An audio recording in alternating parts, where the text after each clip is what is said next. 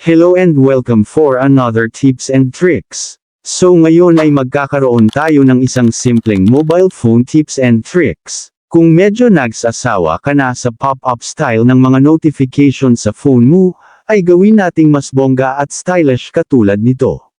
So kung interesado ka sa tips and tricks natin ngayon, ay panoorin mo ito hanggang matapos, dahil may bonus tips din po tayo sa bandang huli ng video. So let's proceed.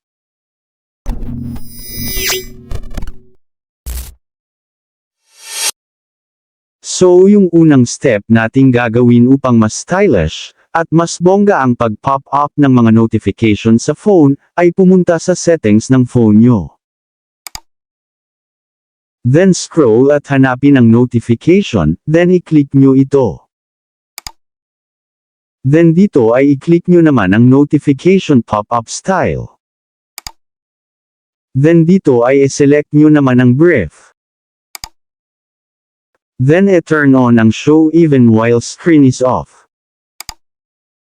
Pagkatapos ay i-click nyo naman ang edge lighting style. So ngayon ay pipili na tayo ng effects. E-try muna natin isa-isa. So una ay itong bubble. Sunod ay heart. Sunod naman ay fireworks.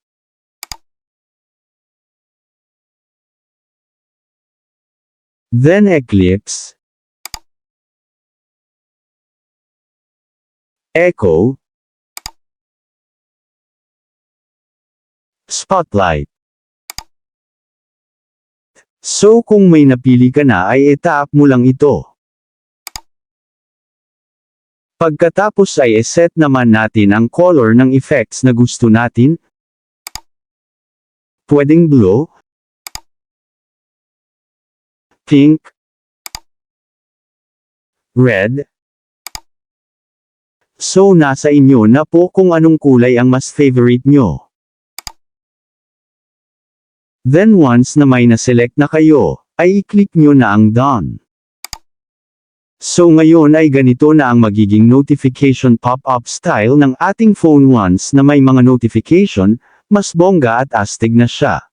So kung hindi po gumana sa phone nyo yung tips and tricks natin, ay i-comment nyo po sa comment section ang brand ng phone nyo, para magawan po natin ang content. At para naman po sa ating bonus tips and tricks, alam nyo ba na may isang setting sa phone natin, na kailangan i-turn on, upang mas safe sa virus at malicious malware ang ating cellphone, at para ma-turn on natin ito, ay i-open ang Play Store. Then i-click ang inyong profile.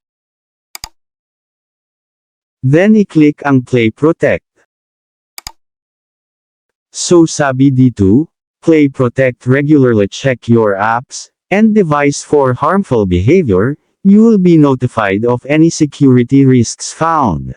So para safe and secure ang ating data and device sa mga malicious malware o virus, ay i-turn on natin ito. So ayan, automatic na nag-scan na siya. No harmful apps found. So ibig sabihin safe and secure na ang ating mobile device, lalo na kung mahilig tayong mag-download ng mga apps, sa mga hindi kilala o mga unknown na sites. So ayan, sana po ay nagustuhan nyo ang video natin ngayon, at maraming salamat po sa mga nag-subscribe, at kung bago ka palang napadaan sa channel na ito, at gusto mo ng mga ganitong video, ay huwag po sana kalimutang mag-like, subscribe, at pindutin ang notification bell button, upang updated po kayo once na mag-upload ako ng bagong video. So thank you for watching, and God bless po sa lahat.